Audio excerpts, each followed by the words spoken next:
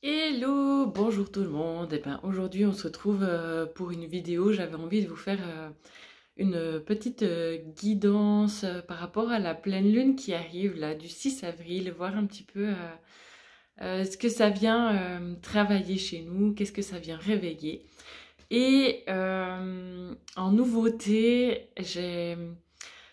nous avons décidé avec une personne que j'adore absolument beaucoup beaucoup de faire une petite collaboration par rapport à cette pleine lune et peut-être d'autres, on verra. Euh, et donc vous aurez dans la description, en lien de la vidéo, une méditation guidée réalisée par Anaïs. Anaïs, c'est quelqu'un que j'ai rencontré il y a à peu près maintenant, qu'est-ce qu'il faut dire, une année je crois.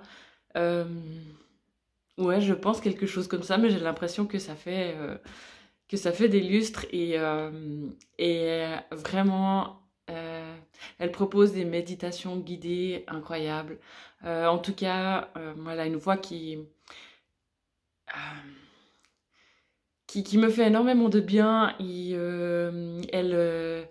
Je trouve qu'elle a une manière de nous embarquer qui est incroyable. Donc voilà, si vous avez envie de découvrir Anaïs et ses méditations, je vous mettrai dans la description le lien de sa méditation guidée et n'hésitez pas à aller jeter un œil à ce qu'elle propose aussi. Elle fait des soins à distance aussi, de l'hypnose. Donc voilà, si vous voulez aller jeter aussi un petit coup d'œil sur son site et ce qu'elle propose, je vous mettrai tout en lien dans la description de la vidéo. Voilà, bah, j'espère que ça sera un contenu qui vous plaira. Donc, on va voir un petit peu avec la guidance, qu'est-ce qui se passe là par rapport à cette pleine lune du 6 avril. J'ai l'impression que c'est toujours un petit peu, enfin la semaine passée là j'avais fait une guidance par rapport aux énergies qui étaient présentes, qui bousculaient pas mal. Enfin voilà, c'était pour certains un petit peu compliqué. J'ai l'impression qu'on est toujours un petit peu là-dedans. On va voir un petit peu ce que ça dit. Ok, alors on va commencer avec les cristaux. Voir un petit peu ce qui se passe par rapport à cette pleine lune. Ok, alors on a la calcite rose. La calcite rose. J'ai l'impression qu'on est axé sur aussi le chakra du cœur, sur l'amour de soi, l'estime de soi. J'ai l'impression que ça vient un petit peu nous chercher là. Toutes ces blessures un petit peu qu'on a par rapport à la vision qu'on a de nous-mêmes, en fait, à ce que peut éventuellement nous renvoyer le regard de l'autre. J'ai l'impression qu'on se rend compte aussi qu'il y a des prises de conscience par rapport à ça, où il faut vraiment revenir à l'intérieur et ouais, il y a un travail qui se fait par rapport à ça, j'ai l'impression. Bon, on va voir. Avez-vous besoin de plus de douceur dans votre vie? Êtes-vous doux avec vous-même dans vos paroles et vos pensées? Oui, c'est une demande pour vraiment prendre soin de soi, se traiter avec beaucoup de douceur, beaucoup de gentillesse en fait. Euh, Ça va parler aussi à des personnes qui sont très très dures en fait envers elles-mêmes, qui se font souvent des reproches. Et là, il y a besoin de guérison du cœur en fait, vraiment de l'intérieur. Et c'est des choses qui sont humains, hein. C'est vraiment humain de chercher en fait validation à l'extérieur aussi, hein. On cherche souvent cette validation-là de ce qu'on est à l'extérieur, les gens qui nous entourent, les compliments, la validation, la valorisation, toutes ces choses-là. Et là, pour moi, il y a besoin de revenir vraiment à quelque chose d'intérieur, à pouvoir se donner vraiment cette estime de soi-même, s'amener beaucoup de gentillesse et voilà, vraiment être doux avec soi-même, avoir des pensées très, très douces, enfin voilà, des choses un petit peu comme ça. Je vous lis cette partie-là, hein, c'est l'ange de la bonté.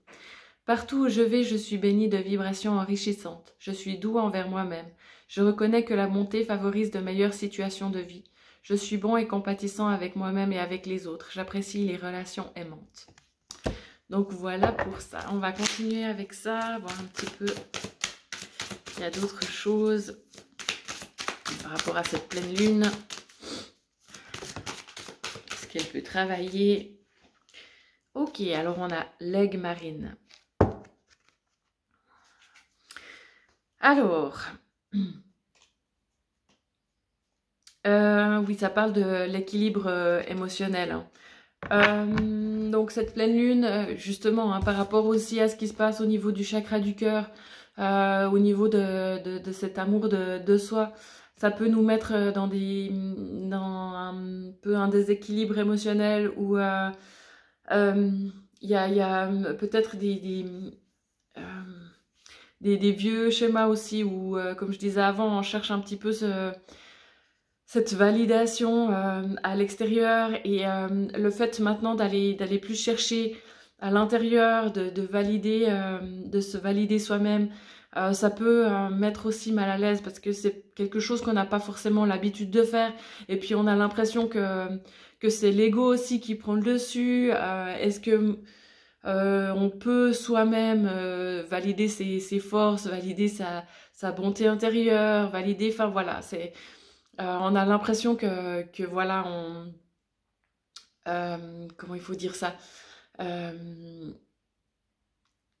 on prend une certaine hauteur, enfin, oui, pour certaines personnes, c'est un petit peu compliqué voilà, de se valoriser soi-même parce qu'on a l'impression que c'est quelque chose qu'on peut pas faire parce que sinon l'ego prend trop de place et puis on vient un petit peu... il me manque un petit peu les mots, mais je pense que vous voyez ce que je veux dire. Enfin, voilà. Il y a des personnes qui sont beaucoup dans l'humilité et le fait de se valoriser soi-même, c'est justement pas perdre cette humilité-là. Il faut aussi voir la part des choses. Enfin, voilà. Trouver un équilibre par rapport à ça et voir qu'on peut très bien être fier de soi et s'aimer sans forcément prendre la grosse tête en fait. C'est un petit peu ça que je ressens par rapport à cette pleine lune. Voilà.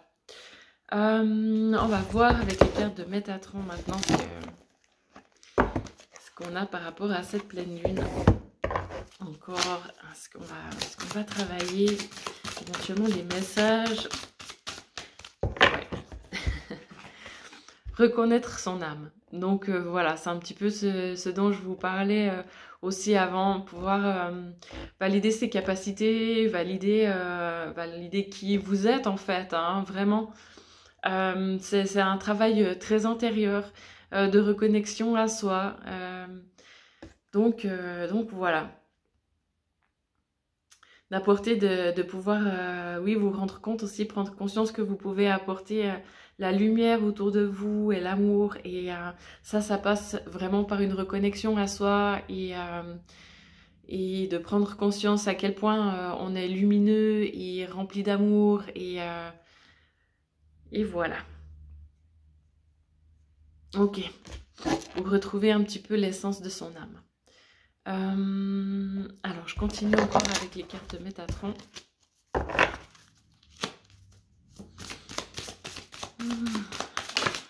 Hop. Alors, toujours par rapport à la pleine lune.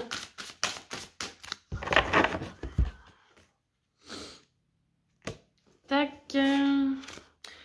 Alors, introspection. Hein. Bah oui, ça revient un petit peu à ça, hein,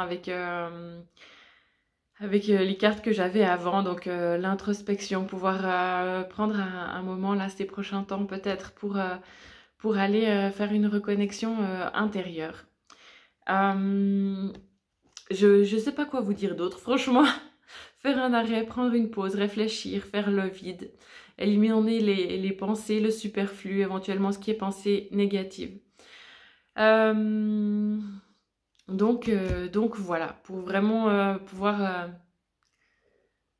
Ouais, j'ai l'impression qu'il y a besoin de poser un petit peu, revenir à l'intérieur de soi et refaire peut-être une liste de ses objectifs ou de ce qui est vraiment important pour soi, euh, pour, euh, pour que ça puisse s'ouvrir aussi après les pleines lunes. Elles sont souvent très propices à pouvoir faire des nettoyages, des libérations.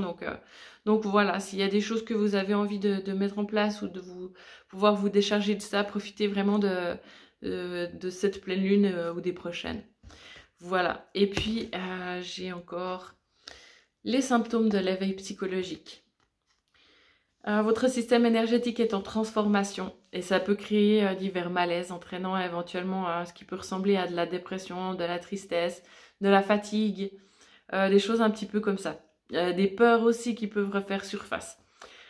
Donc voilà, c'est aussi ces périodes de pleine lune, hein, de vibrations qui augmentent. Ça peut augmenter son niveau de ressenti, éventuellement aider à développer des capacités psychiques. Donc voilà, ça peut être aussi certains malaises qu'on ressent, ça peut être lié à ça. Voilà, je crois que je vais m'arrêter là pour concernant cette pleine lune là du 6 avril. Et sinon, eh ben, pour les actualités me concernant, je fais toujours bien sûr des soins énergétiques, que ce soit au cabinet ou à distance, des guidances spirituelles. Donc voilà, n'hésitez pas si jamais.